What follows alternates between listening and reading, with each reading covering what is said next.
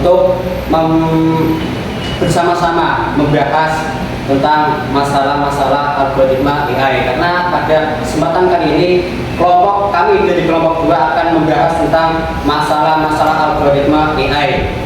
Oke, tidak lama-lama guys, mari kita bahas tentang masalah algoritma AI. Pada narasumber 1 saya berikan waktu, silakan. Sebelumnya, apakah teman-teman tahu apa itu algoritma? Tidak. Oke, algoritma itu seperti anak kecil. Kenapa seperti anak kecil? Karena algoritma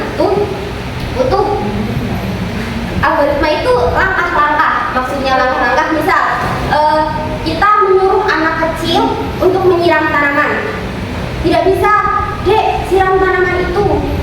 Mungkin adik itu belum paham apa itu menyiram tanaman. Kita ngasih tahunya itu harus yang jelas, misalnya, Dek, tolong ambil. Dek, sekarang kita menyiram tanaman ya. Coba Dek tolong ambil ember di gudang. Setelah ambil ember di gudang, ember itu dibawa ke keran. Setelah ember itu dibawa ke keran, kamu bisa siram tanaman tersebut dan seterusnya sampai ember tersebut dikembalikan. Dan apa hubungannya dengan AI? Nah, AI itu butuh data-data yang jelas, butuh langkah-langkah yang jelas. Nah, sama halnya dengan AI, dalam AI, misalnya kita belum, itu AI itu baru banget. Jadi AI itu belum tahu mana foto kucing, mana foto anjing.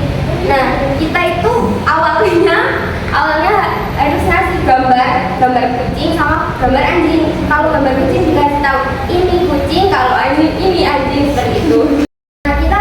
Kita juga harus ngasih tahu ciri-ciri anjing itu seperti apa, ciri-ciri kucing seperti apa. Setelah itu, misalnya ada segitiga 2 di kepala, itu apa? Itu telinga kucing. Selanjutnya nomor 2 itu bias. Bisa jadi tidak adil karena belajar dari data yang tidak adil. Analoginya seperti seseorang yang belajar dari berita. Contohnya, misal kita membuat AI untuk seleksi lamaran pekerjaan. Kalau data yang kita kasih ke AI adalah data perusahaan yang lebih banyak mempekerjakan laki-laki, si AI akan belajar bahwa karyawan yang bagus pasti laki-laki. Akibatnya, saat ada pelamar perempuan yang sangat timbal, AI akan menolaknya karena tidak sesuai dengan pola yang ia pelajari. Nomor 3, keterangannya black box seringkali tidak diajak untuk diskusi. Kenapa? Analoginya, seorang yang bisa menjawab ujian tapi tidak bisa menjelaskan caranya. Contoh, kadang AI bisa memberikan jawaban yang akurat, tapi jika ditanya, Dek, kok kamu bisa menentukan orang tersebut terkena penyakit jantung? Dari data yang saya analisis tapi tidak menjelaskan alasan detailnya. Masalahnya di dunia medis, kita tidak bisa bilang kata komentarnya sih begitu. Masalah yang selanjutnya yang keempat itu kecerdasannya. Kecerdasannya itu atau kurang latihan dan overthinking atau terlalu banyak latihan. Analoginya seperti seorang siswa yang hanya mempelajari judul sebelum ujian. Hanya mempelajari judul sebelum ujian, pengetahuannya akan dapat sederhana. Akibatnya baik soal latihan atau ujian yang sebenarnya jawabannya akan salah. Biaya analoginya seperti murid yang butuh laptop. Spending mahal untuk mengerjakan PR matematika SD.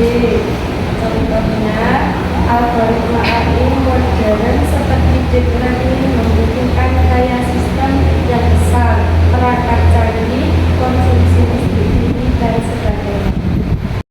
Masalah dalam algoritma AI masuk dalam masalah etika dan keadilan sosial. Dampaknya sosial, mencuri waktu produktif. Contoh, si A bisa mengontrol diri dan hanya scroll 30 menit per hari. Sedangkan si B tidak bisa mengontrol sehingga ia terjebak bisa scroll 5 jam per hari. Sehingga si A punya waktu lebih banyak untuk belajar, berorganisasi, dan sebagainya. Sedangkan si B ketinggalan. Etika, memanfaatkan kerentanan psikologis Dan ini sangat berbahaya untuk anak-anak dan remaja karena otak mereka masih berkembang dan mudah dibentuk.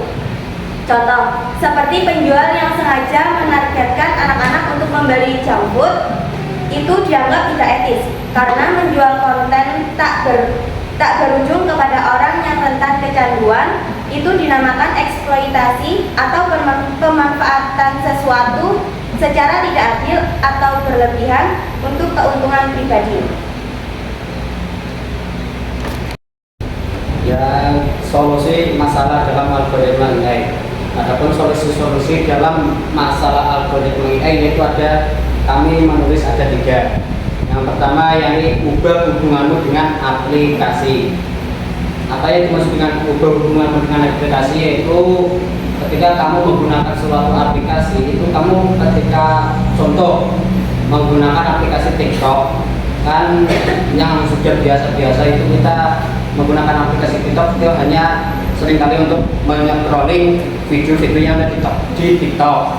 Nah, cara mengubah hubunganmu dengan aplikasi TikTok tersebut yaitu kamu memanfaatkan aplikasi TikTok tersebut untuk menghasilkan sebuah konten sehingga apabila konten yang kita buat tersebut itu viral lah cara bahasanya, maka kemungkinan besar kita akan mendapatkan uang dari hasil konten tersebut. Itulah cara mengubah hubunganmu dengan aplikasi yang tadinya kamu scrolling TikTok hanya untuk scrolling, ubah hubunganmu dengan TikTok dengan mengisi konten atau mengupload konten-konten yang bermanfaat sehingga dapat menghasilkan uang dari konten yang kamu upload tersebut.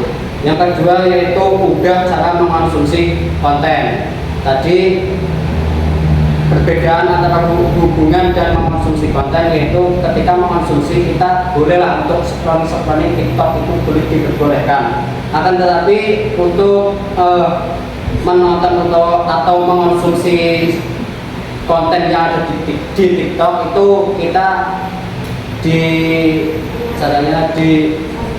disarankan untuk menonton yang bermanfaat bagi hidup kita. Misalkan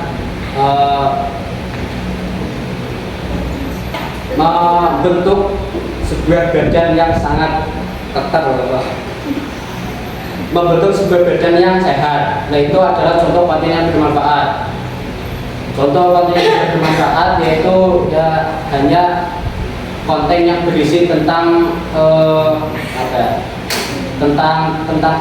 apalah hiburan itulah. Itu adalah konten yang tidak membuahkan atau menghasilkan sebuah kemanfaatan. Ya bolehlah 1-2 menonton konten yang tidak bermanfaat atau yang hiburan itu ya dibolehkan, tapi tidak boleh untuk sering-sering mengkonsumsinya. Yang ketiga yaitu tingkatkan keterampilan dan komunitas. Nah, bagaimana cara kita untuk meningkatkan keterampilan? Ya dengan tadi yang di poin 1 yaitu dengan membuat konten dimanapun, maupun di TikTok, di Instagram, dan di YouTube. Yaitu cara untuk meningkatkan keterampilan.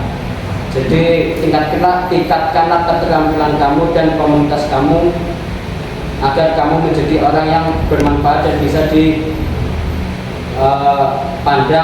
oleh seseorang adalah orang yang tidak hanya hidup doang di dunia ini. Yang dari kelompok 2 atau dari kelompok kami kurang lebihnya kami dari kelompok 2 mohon maaf yang sebesar-besarnya. Kami akhiri. Assalamualaikum warahmatullahi wabarakatuh. Waalaikumsalam warahmatullahi wabarakatuh.